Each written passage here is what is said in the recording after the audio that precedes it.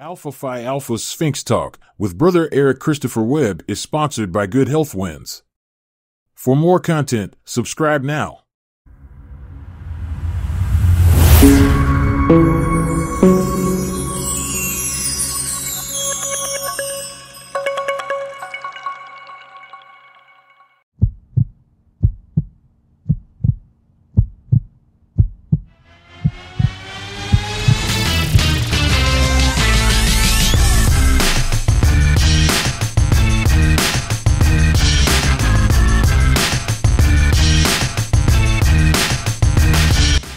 Welcome to Sphinx Talk with Brother Eric Christopher Webb. I am your host, and today for our inaugural interview, our launch of our show, I am honored to have with me General Charles Q. Brown Jr.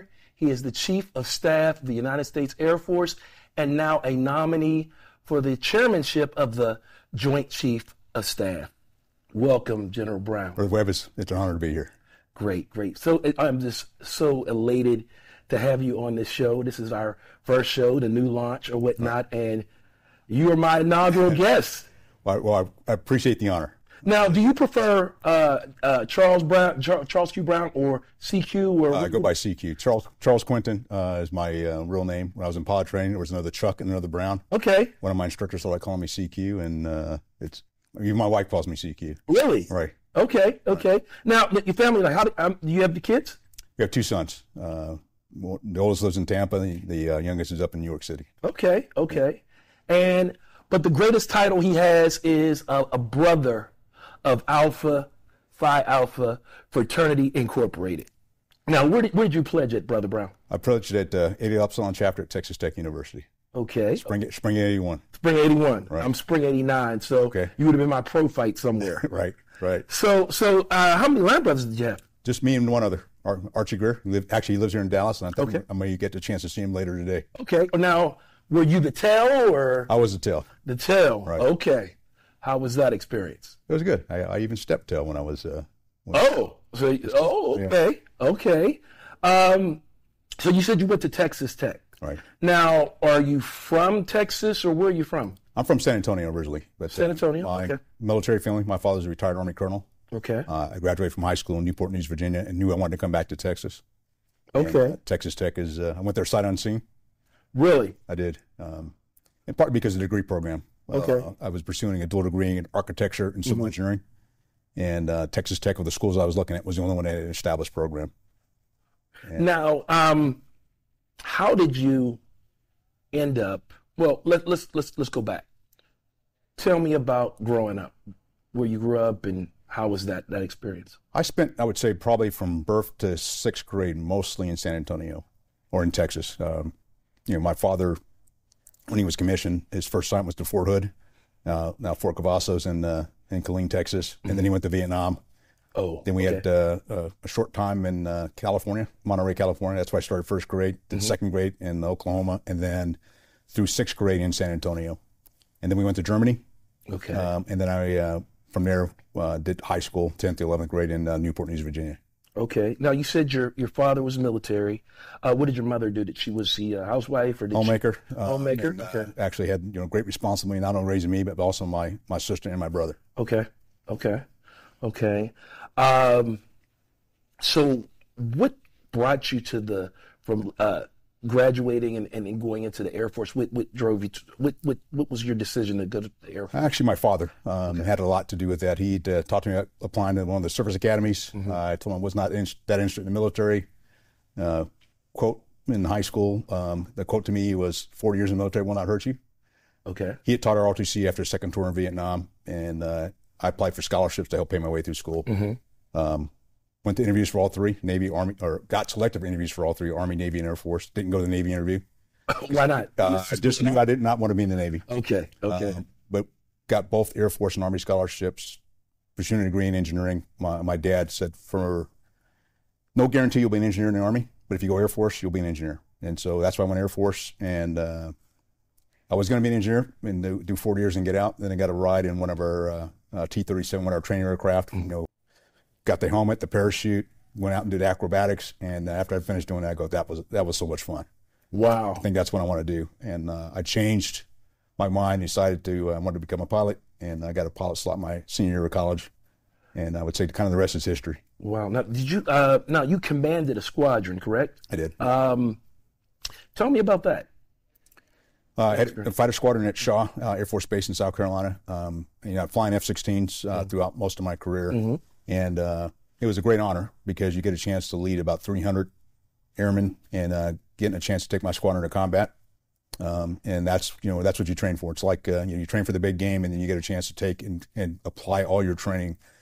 The thing I love about it is the teamwork and how everybody comes together and makes the mission happen. It's impressive. And that's what I think that's one reason I enjoy still serving is the camaraderie and the teamwork. Very similar to what being part of Alpha Alpha. Right. So, can you share any combat experience, a story, or whatnot? I mean, what about the first time you had your first combat mission? It was. It wasn't too exciting, but it was just all the things you train for, and the fact that my squadron didn't go to Desert Shield, Desert Storm, and it was a number of years before I actually got combat time, partly because of some of the jobs I held, and so it's the things you've trained to, and it just becomes second nature. And I would say all the combat missions I've flown on, much of it's second nature, but you also know there's a higher risk associated with it as well.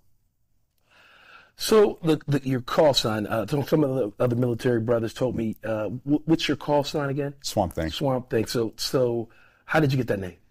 I was stationed at Homestead Air Force Base in just south of Miami, Florida. It was back January 15th, 1991. We were coming back from the range, and my aircraft got struck by lightning. Saline gas tank exploded, cut a hydraulic line, caused a fire.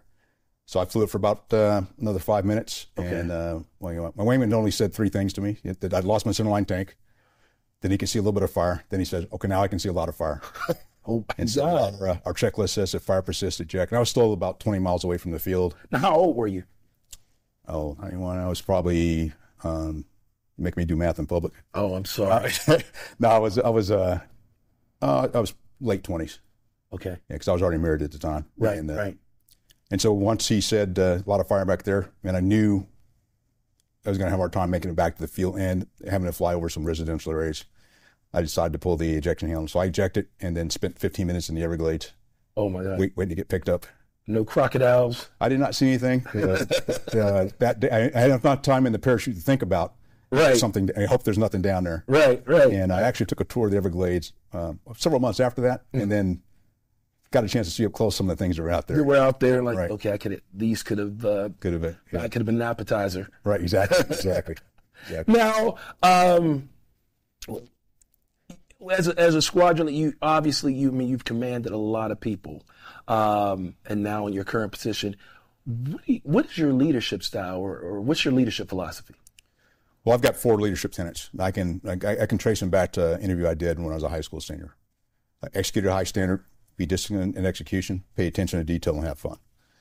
And what I really look at is personally and professionally, I do not play for second place. If I'm in, no win.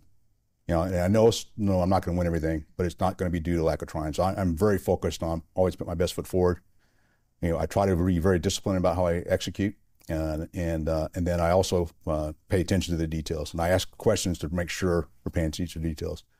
But the last one is to have fun. And if you're not having fun while you're leading, then it's probably time for you to go do something else. And you realize that not every day is always going to be perfect. And I like to say every day is a good day, just some days are better than others. But I want to make sure that as I do this, that I continue to enjoy it. Those that work with me continue to enjoy it. But I go back to the first piece is, execute at a high standard. And that's what I think has, got me to where I am today. And it's just been the way I've operated throughout my Air Force career. Now, do you think your time in Alpha Phi, your experience coming in through Alpha Phi Alpha, and our philosophy of developing leaders, do you think that's contributed to all that? It has. As a matter of fact, when I had a chance to speak this morning at the first military breakfast for the Fraternity at the General Convention, and one of the things I highlighted was how intertwined my experience as a brother and an alpha man and my experience as a military officer in the aspect of developing, leaders of character, and then the aspect of service. And the two of those are just been I mean, they go so close together. It does. And my time with them, my Alpha brothers, the relationship I have with them, and we all graduated, 43 years ago is when 42 years ago was when I crossed the burning sands. But those experiences and those relationships I still have today. And those are important. And I would say the same thing with many of those I serve with. Relationships I have, they'll last a lifetime. Yes, indeed. Definitely. Yeah. I'm a member of New Chapter. I came through New Chapter, Spring 89, Lincoln University. So it's 34 years with me. My line brothers, we have lunch, dinner every month. All right. Cool. We make it a point. So got to stay engaged and that sort of thing. So that's amazing. That's amazing. So let's talk about what year was that? Time Magazine? Was it Time Magazine that? What did Time Magazine call you? One of the 100 most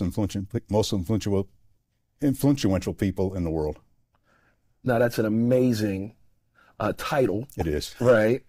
Listed among Megan Thee Stallion and a bunch of other entertainment folks, and you being a leadership figure. So that's incredible. So how do you feel about that?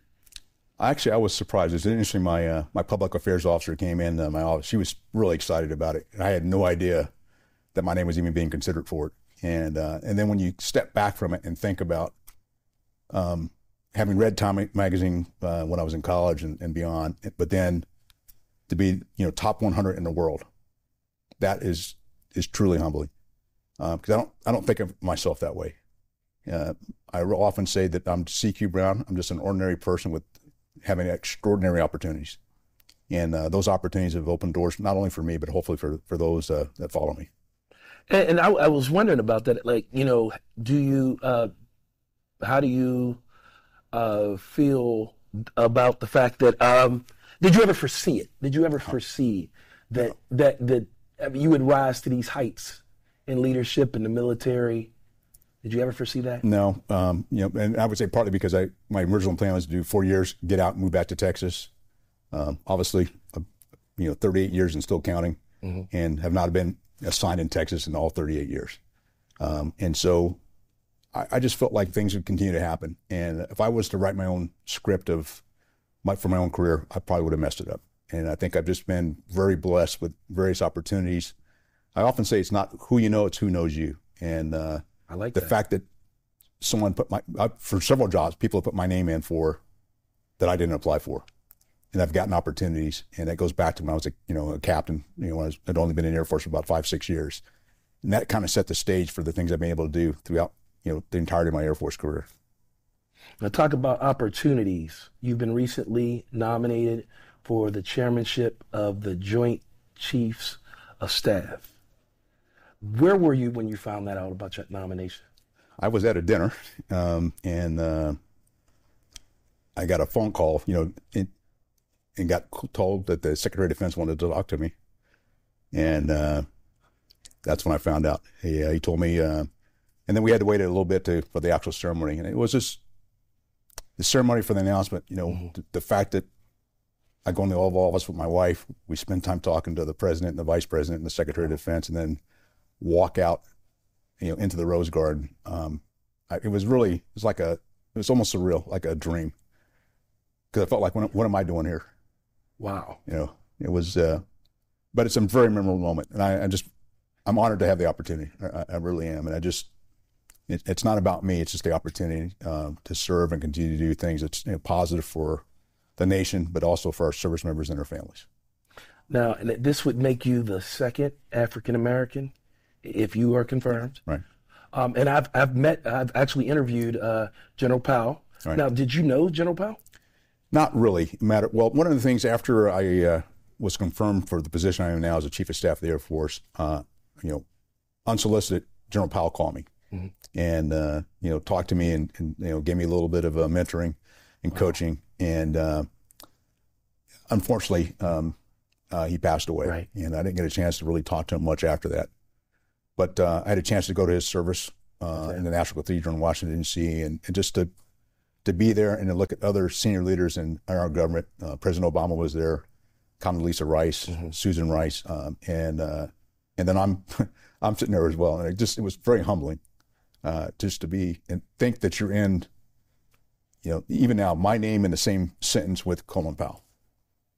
Right. Yeah, that's very, very humbling. It is. I mean, he's a very nice guy. I think I interviewed him when he was partnering with Big Brothers and Big Sisters a lot of years ago, actually. But bringing up General Powell, he caught some flack when he spoke out about race. Shortly after the George Floyd incident, you made a very emotional video. I'm thinking about my Air Force career, where I was often the only African American in my squadron, or as a senior officer, the only African American in the room. I'm thinking about wearing the same flight suit with the same wings on my chest as my peers, and they being questioned by another military member, "Are you a pilot?" I'm thinking about how I sometimes felt my comments were perceived to represent the African American perspective, when it was just my perspective informed by being African American. I'm thinking about some of the insensitive comments made without awareness by others. I'm thinking about being a captain at the Oak Club with my squadron and being told by other African Americans that I wasn't black enough since I was spending more time with my squadron than with them. I'm thinking about my mentors and how rarely I had a mentor that looked like me. I'm thinking about the sound advice that has led to my success, and even so, most of my mentors could not relate to my experience as an African American. I'm thinking about the pressure I felt to perform error-free, especially for supervisors I perceive had expected less from me as an African American. I'm thinking about having to represent by working twice as hard to prove their expectations and perceptions of African Americans were invalid. I'm thinking about the airmen that have lived through similar experiences and feelings as mine, or who were either consciously or unconsciously unfairly treated. Conversely, I'm thinking about the airmen who don't have a life similar to mine and don't have to navigate through two worlds. I'm thinking about how these airmen view racism, whether they don't see it as a problem since it doesn't happen to them, or whether they're empathetic. I'm thinking about our two sons. Now we had to prepare them to live in two worlds. I'm thinking about the frank and emotional conversations my wife and I have had with them just this past week as we discussed the situations that have led to the protests around our country. Could you tell me about that a little bit? Sure. So it was kind of an awkward time, partly because I'd already done my confirmation hearing to be the Chief of Staff of the Air Force, but it had not yet been confirmed. And so when you're in that kind of limbo, you want to stay kind of off the net. And after that happened, it's just like many, the death of George Floyd really bothered me. And it probably bothered my son more than it bothered us, because we were in Hawaii. He called us on a Sunday, and I'll never forget it. Our son went to Washington University in St. Louis. His freshman year was Ferguson, Missouri. Wow. And so when he called, he was struggling, having a real hard time. And so in the midst of the conversation, he said, "Dad, what is PACAF going to say?" And PACAF is Pacific Air Forces. I was the commander of Pacific Air Forces. Okay. And what he was really asking me is, "Dad, what are you going to say?" And so I got told I was going to come back to work, and on Monday and on Tuesday I was going to probably get confirmed. Well, it didn't happen on Tuesday.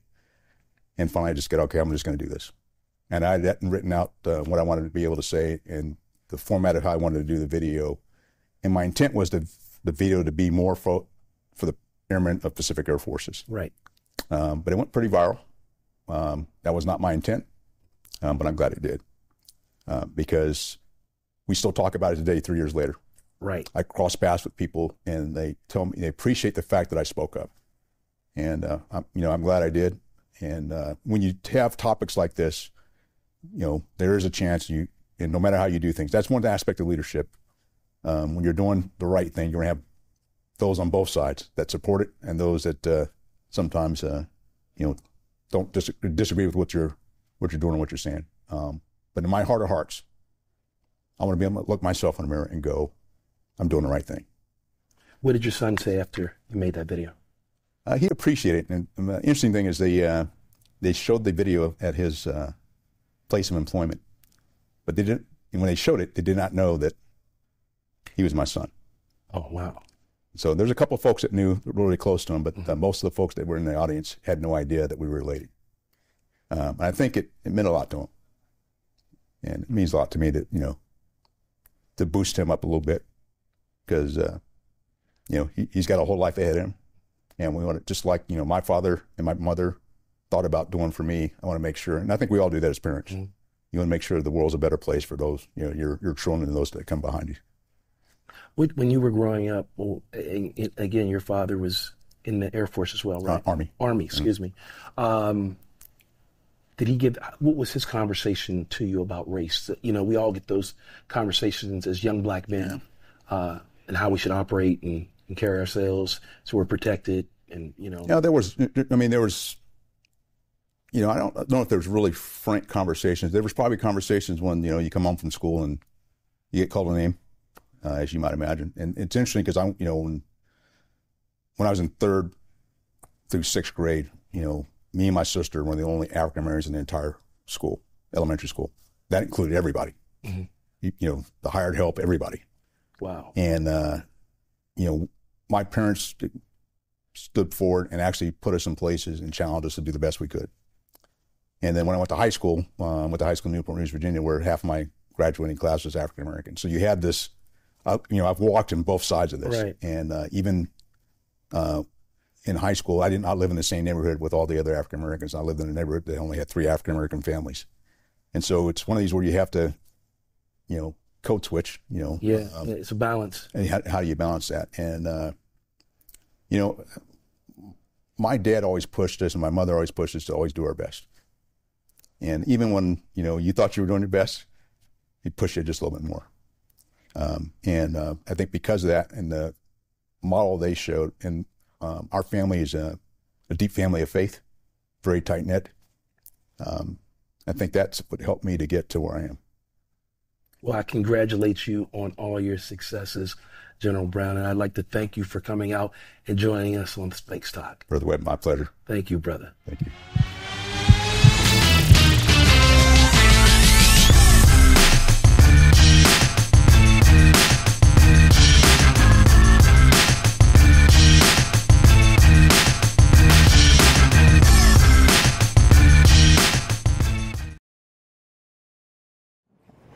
Good Health Wins is a wonderful opportunity for the National Council of Negro Women to showcase who we are as a convener of national groups and organizations in helping with the COVID response. So about 2 years ago, we came together, formed this incredible partnership with organizations such as Alpha Phi Alpha Fraternity Incorporated and all of the Divine Nine organizations, combined with the NCNW sections and organizations and national affiliates, to not just respond to COVID-19 and what was happening in our communities, but to also help position the importance of vaccines for flu and other routine vaccines.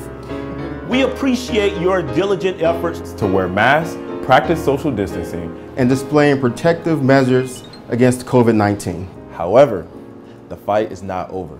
As the weather changes, we must stay the course by getting our annual flu shot, wearing face coverings, and getting the COVID-19 vaccination or booster. We are encouraging everyone in the southern region, in the southwestern region, in the midwestern region, in the western region, in the eastern region to take your flu shot and or COVID-19 vaccination. Together, we can do our part to limit the spread of this disease and keep those around us safe. The Alpha Phi Alpha Fraternity Incorporated is all in with Good Health Wins. On behalf of the National Council of Negro Women, we want to thank the brothers of Alpha Phi Alpha for being all in for Good Health Wins.